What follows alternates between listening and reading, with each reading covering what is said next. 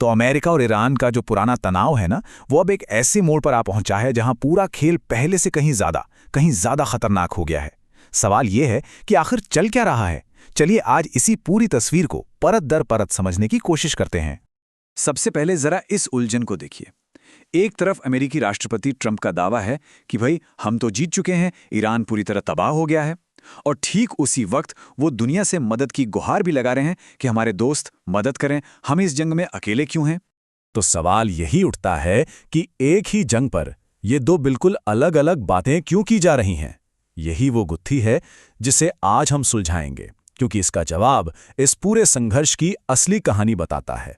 तो कहानी शुरू होती है हॉर्मज़ की खाड़ी से। देखिए, ये सिर्फ एक समुद्री रास्ता नहीं है, बल्कि अब ये एक शतरंज की बिसात बन चुका है, जहां दुनिया की बड़ी बड़ी ताकतें अपनी चालें चल रही हैं। जरा सोच कर देखिए, एक ऐसी जगह जहां से दुनिया का 1/3 से भी ज्यादा तेल गुजरता है। जी हां, हॉर्मुज की खाड़ी वही जगह है। मतलब जिसने भी इसे कंट्रोल कर लिया ना, समझिए उसने ग्लोबल एनर्जी मार्केट की नब्ज ही पकड़ ली। और इसीलिए जब ईरान ने यहां नाकाबंदी की, तो ये सिर्फ अमेरिका के लिए नहीं, बल्कि पूरी दुनिया की अर्थव्यवस्था के लिए खतरे की घंटी थी। लेकिन ईरान का दांव सिर्फ नाकाबंदी तक ही नहीं रुका। नहीं, ये एक सोची समझी आर्थिक और कूटनीतिक चाल थी। स्क्रीन पर ये शर्तें देखिए। जो जहाज चीनी युआन में पेमेंट करेंगे, उन्हें आने जाने की छूट है, लेकिन अमेरिकी और इजरायली सहयोगियों पर पूरी तरह पाबंदी। इतना ही नहीं, कुछ देशों से तो अमेरिकी राजदूत को निकालने तक की मांग कर डाली। ये एक बहुत ही स्मार्ट मूव है, क्योंकि ये न सिर्फ अमेरिका को आर्थिक चोट पहुंचाता है, बल्कि उसके दोस्तों के बीच फूट डालने का काम भी करता है। हॉर्मुज की नाकाबंदी तो समझिए बस एक शुरुआत थी। असली टकराव तो तब शुरू हुआ जब ईरान ने इन पाबंदियों का जवाब सीधी सैन्य कार्रवाई से देना शुरू कर दिया। अमेरिका ने सीधा ईरान की दुखती रग पर हाथ रखा, खर्ग द्वीप पर बमबारी करके। ये द्वीप ईरान के तेल निर्यात का, आप कह सकते हैं, दिल है। मकसद बिल्कुल साफ था, ईरान के पैसे का मुख्य जरिया बंद करो और उसकी अर्थव्यवस्था को घुटनों पर ले आओ। पर ईरान का जवाब भी कोई बिखरावा नहीं था, बल्कि एक सटीक और 3 तरफा हमला था। पहला, बगदाद में अमेरिकी दूतावास पर हमला करके एक डिप्लोमैटिक मैसेज दिया गया। दूसरा, अमेरिकी एयर पावर के सबसे जरूरी विमानों और रडार सिस्टम को तबाह करके उनकी सैन्य ताकत को चुनौती दी। और तीसरा, यूएई जैसे अमेरिकी सहयोगियों को सीधे धमकी देकर उनके गठबंधन में दरार डालने की कोशिश की गई। 7, ये सिर्फ एक नंबर नहीं है। ईरान के हमलों में अमेरिका के 7 KC-135 रिफ्यूलर विमानों का तबाह हो जाना, ये बहुत बड़ी बात है।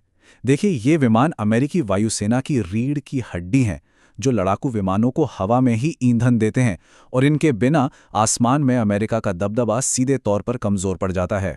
जमीन और आसमान की लड़ाई के साथ साथ एक और जंग चल रही थी।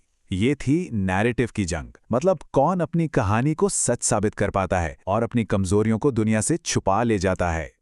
और इस जंग में ना, सच और झूठ का फर्क करना बहुत मुश्किल हो गया है। सोशल मीडिया पर नेताओं की सेहत को लेकर अफवाहें उड़ रही हैं। यूएई ने तो हमलों से हुए नुकसान की कोई भी तस्वीर शेयर करने को ही गैरकानूनी बना दिया है। और खुद अमेरिका अपने सबसे बड़े जहाज़ों में से एक USS अब्राहम लिंकन को हुए नुकसान पर एकदम चुप बैठा है। चारों तरफ बस एक धुंध सी है। इसी बीच एक और दिलचस्प बात सामने आती है। इजराइल ईरान के क्लस्टर बमों के इस्तेमाल की कड़ी निंदा कर रहा है, क्योंकि इससे आम लोगों की जान को खतरा है। लेकिन वही इजराइल गाजा में व्हाइट फॉस्फोरस जैसे खतरनाक हथियारों का इस्तेमाल करने के लिए जाना जाता है। और शायद सबसे हैरान करने वाली बात तो अमेरिका से ही आ रही है। वहां के मीडिया पर एक राष्ट्रवादी नैरेटिव अपनाने का दबाव बनाया जा रहा है। ये एक तरह की चेतावनी है कि या तो सरकार की लाइन फॉलो करो, या फिर अंजाम भुगतने के लिए तैयार रहो। ये प्रेस की आज़ादी के लिए वाकई एक खतरनाक संकेत है। अब हम इस संघर्ष के उस मुहाने पर पहुंच गए हैं जहां से आगे का रास्ता बहुत अंधेरा और डरावना है।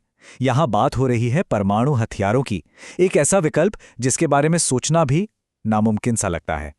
और यहीं पर वो सवाल उठता है जो किसी के भी रोंगटे खड़े कर दे। क्या परमाणु बम का इस्तेमाल होगा?